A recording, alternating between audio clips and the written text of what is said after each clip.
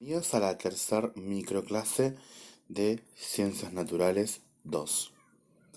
Acá vamos a trabajar la unidad número 3, conocida como estructura de la materia, ¿sí? Vamos a ir definiendo qué es la materia, cómo está formada, ¿sí? Y cómo la podemos clasificar dentro de nuestro mundo, ¿sí? De nuestro planeta. Vamos a arrancar por lo más pequeño, ¿sí? Lo más chiquito que hay en una materia, que es el átomo, ¿sí? Ya Aristóteles en la antigüedad filosófica griega pensaba que toda la materia estaba formada por partes básicas, ¿sí? Como un ladrillo, a lo que él conoció como elementos. Muchos siglos después aparece el químico Dalton, quien presenta un libro donde expone sus ideas acerca de la composición de la materia, del cual surgieron los postulados de la teoría atómica, ¿sí? ¿Cuáles son estos postulados? De que la materia está formada por átomos, ¿sí? Que son partículas muy pequeñas, indivisibles e indestructibles. Todos los átomos del mismo elemento son iguales entre sí, pero difieren de los átomos de otros elementos, ¿sí? Y los átomos de elementos diferentes, al combinarse, forman átomos compuestos, o en este caso moléculas compuestas, ¿sí? Entonces, ¿qué podemos diferenciar? Lo que aporte nos va a traer esto es que el átomo es la porción más pequeña y más compleja de un elemento. Y un elemento es una sustancia simple, es decir, una sustancia compuesta por el mismo tipo de átomo, ¿sí? Ahora más adelante vamos a repasar esto. Un ejemplo es, para que se tenga en cuenta, la molécula de oxígeno presente en el aire atmosférico es una sustancia simple, está constituido por átomos iguales. Pero dos átomos de oxígeno, sí que son dos átomos de oxígeno, pero sin embargo, en cambio, una sustancia está constituida por átomos diferentes, la denominamos sustancias compuestas. Por ejemplo, el agua. ¿Sí? El agua es una sustancia compuesta, ¿sí? Porque tiene dos moléculas de hidrógeno y una de oxígeno. Entonces la consideramos una sustancia compuesta. Igual más adelante vamos a profundizar esto para que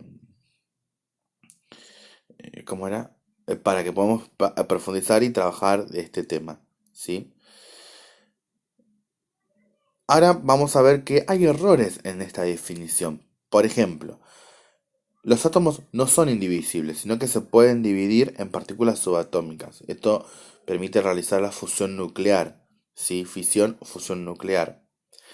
Los átomos también son destructibles, ¿sí?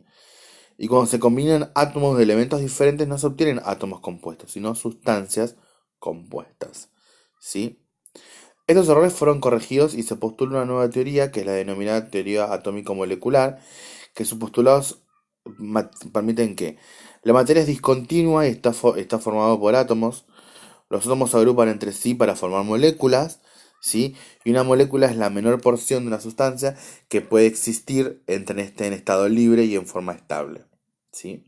Entonces, principalmente el átomo es la unidad mínima divisible que da origen y forma a la materia, ¿sí? Esta materia va a ser discontinua, ¿sí? Los átomos se van a agrupar en pequeños grupos formando moléculas que pueden ser simples o compuestas.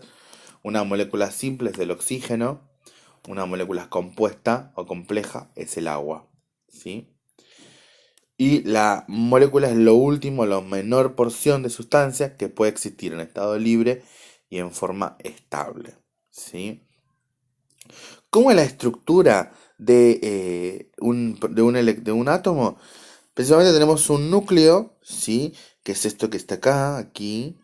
Está formado por neutrones y protones, ¿sí? Los neutrones tienen carga neutra, o sea, es carga estable, que siempre va a ser cero. Y los protones van a tener carga mayor o carga positiva, ¿sí? Y alrededor, en orbitales o nube de electrones, giran los electrones, ¿sí? Son partículas con cargas negativas, ¿sí? La carga negativa del átomo es atraída por las cargas positivas del núcleo y que giran alrededor del núcleo átomos describiendo órbitas. Cada una de estas órbitas se caracterizan por presentar un determinado nivel, ¿sí? De energía. Cuanto más cerca del núcleo esté, menor energía va a tener. Lo que alojan un número máximo de electrones. Por ejemplo, la primera órbita solo puede alojar 2 electrones, ¿sí? La distribución de los protones y neutrones y electrones que posee un átomo determinado se representa mediante diagramas denominados modelos electrónicos, atómicos, perdón, que es el dibujo que yo les marco acá, ¿sí? Esto es un modelo atómico, que es el más conocido y el más trabajado en la química, ¿sí? Como vemos anteriormente, los átomos de los diferentes elementos químicos difieren entre sí en la cantidad de partículas subatómicas que poseen, ¿sí? O sea que un átomo no va a tener siempre la misma cantidad de protones y electrones entre ellos, y neutrones, perdón, entre diferentes átomos, sino que va a variar, ¿sí? Por eso podemos definir dos conceptos básicos, ¿sí? De cada átomo. Primero, el número atómico. Es el número de protones que posee el núcleo del átomo de un elemento químico, ¿sí? Y por subsiguiente, el número másico, que es la suma de neutrones y protones que poseen el núcleo del átomo de un elemento químico, ¿sí? Como existen muchos elementos químicos, ¿sí? Diferentes que componen la materia, los números atómicos y másicos, junto con otras características de cada elemento químico, se resumen en la conocida y hermosa y famosa tabla periódica, ¿sí? De los elementos, cuyas características vamos a continuar viendo en el siguiente en la siguiente imagen, ¿sí? Bueno, acá podemos ver las moléculas antes de continuar, pueden ser sólidas, líquidas o gaseosas, ¿sí? Ahora vamos a profundizar eso cuando veamos bien el concepto de materia. Bien, la tabla periódica, sí, fue descubierta por un científico eh, que descubrió aproximadamente 112 elementos. Este científico lo que hace es agrupar a los elementos según su número másico, su orden de número másico y número atómico, ¿sí? Cuando se conoció que los distintos elementos químicos que componían la naturaleza presentaban funciones periódicas, se lo agrupó formando una tabla, que es la famosa tabla periódica de los elementos, que ordena los elementos según su número atómico creciente, o sea, del 1 al 0. Del 0 o del 1 al 112 en este caso, porque acá hay 112 elementos, ¿sí? En la tabla periódica todos los elementos se encuentran representados por medio de un símbolo, ¿sí? Este símbolo corresponde a una o dos letras que abrigan el nombre del elemento químico, siendo siempre el primero en mayúscula y el siguiente en minúscula. Por ejemplo, el elemento oxígeno se representa como O en mayúscula y el elemento calcio, ¿sí? Es como C en mayúscula, A en minúscula, ¿sí? Siempre se utilizan las dos letras, las dos primeras letras del nombre del símbolo, ¿sí? Vamos a ver también que la tabla periódica está realizada en grupos que van a ser siempre verticales, ¿sí? Y periodos que van a ser siempre horizontales. El periodo son las filas horizontales de la tabla periódica y cada una de ellas, del 1 al 7, agrupan a los elementos químicos que poseen el mismo número de órbitas alrededor de su núcleo, ¿sí? O sea, de arriba para abajo es 1, 2, 3, 4, 5, 6, 7 y 8. El grupo 1, el periodo 1, perdón, tiene un solo orbital. Por lo tanto, tiene 2 electrones. El periodo 2 tiene 2 orbitales. El periodo 3 tiene 3 orbitales. El periodo 4 tiene 4 orbitales. Y así sucesivamente, ¿sí? El grupo son las columnas verticales, que es lo que hablábamos recién, ¿sí?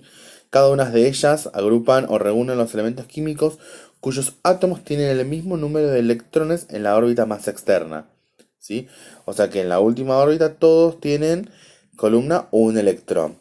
En la columna o grupo 2 tienen todas 2 electrones. En la 3 todas 3 electrones. Y así sucesivamente hasta el grupo número 18, ¿sí? Que son los conocidos gases nobles o inertes. Por ejemplo, acá vamos a observar que... Allá, volvemos atrás, perdón. Todo lo que están de este lado son los electrones, perdón, los átomos no metálicos, ¿sí?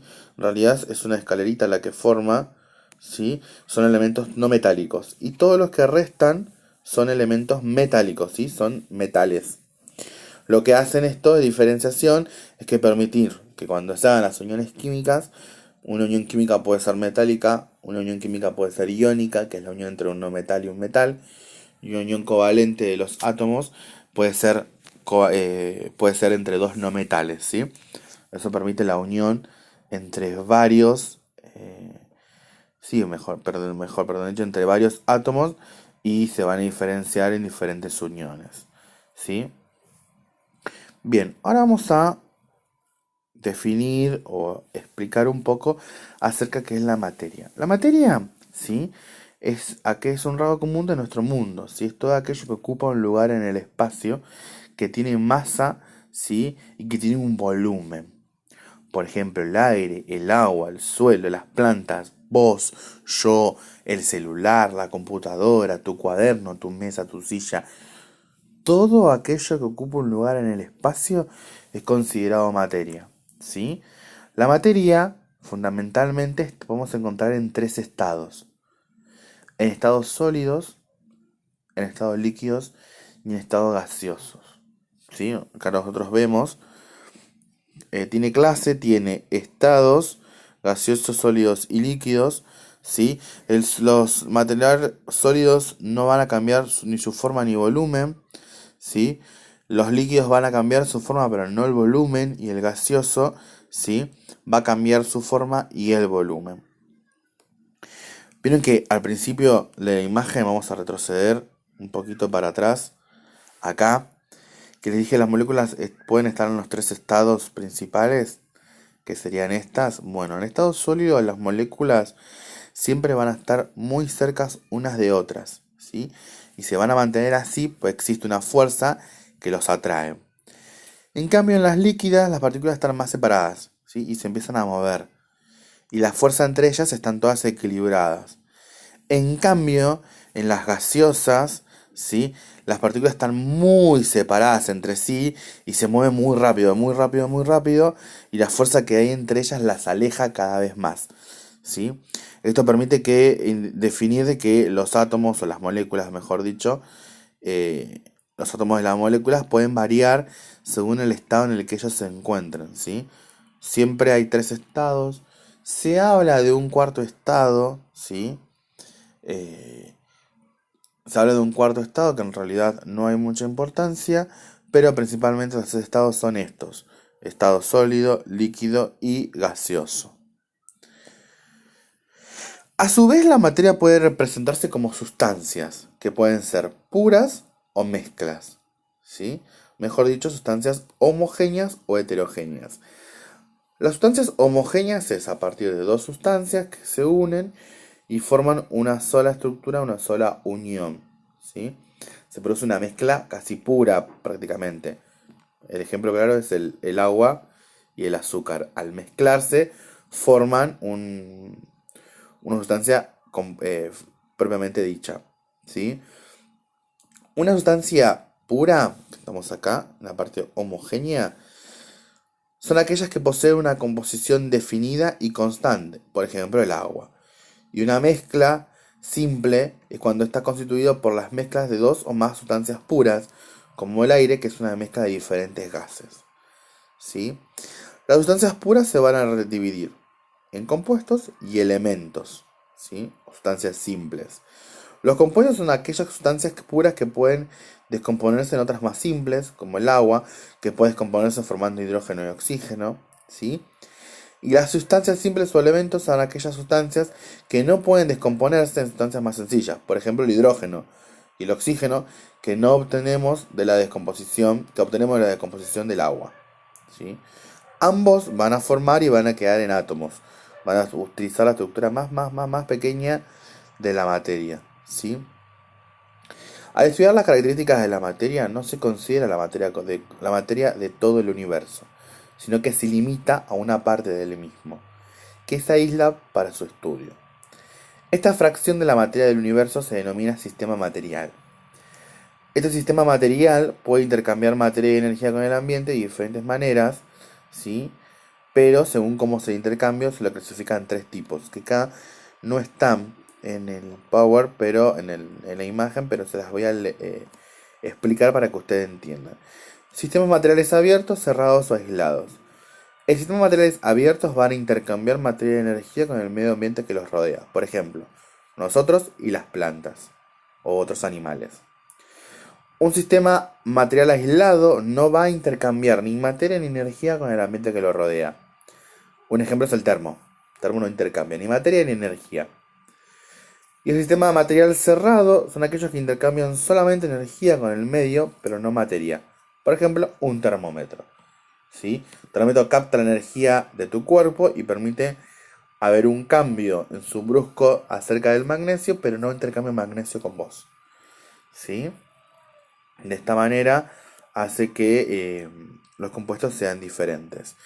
También vamos a tener que la materia tiene propiedades físicas y químicas. Cuando las propiedades físicas hablamos de la estructura, ¿sí? De aquello que puedo captar. Por ejemplo, si ustedes tienen ahí al lado ahora una hoja de carpeta o de cuaderno, la propiedad física de la hoja es que es blanca, tiene líneas o no, ¿sí?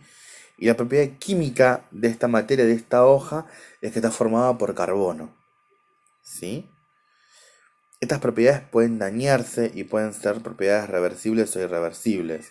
Si yo agarro la hoja y le hago un bollo ahora, ¿las propiedades físicas pueden ser reversibles? Sí, porque yo puedo obtener de vuelta la hoja. En cambio, si yo daño una propiedad química, o sea, prendo fuego la hoja, no puedo volver a obtener una hoja porque daño completamente su composición química. ¿Sí? Y habla ahí de los cambios físicos y los cambios químicos. Bien, hasta acá es la unidad número 3, ¿sí? Que es la que estuvimos trabajando hasta recién. Obviamente, como hago siempre, los voy a invitar a hacer las actividades que están en el módulo. ¿Sí? Ustedes recuerden que no se queden solo con las microclases, por favor, sino que lo que hagan es leer el módulo, hacer las actividades, que les va a ayudar, les va a dar una mano gigante para el momento del examen, ¿sí? Siempre como termino los videos, participen en el foro, pregunten, sáquense las dudas en particular, manden mails, ¿sí? Comuníquense con nosotros que vamos a intentar darle toda la ayuda posible para que puedan terminar su secundaria que tan deseado es. Les mando un saludo grande y nos estamos oyendo en la próxima microclase. Hasta luego.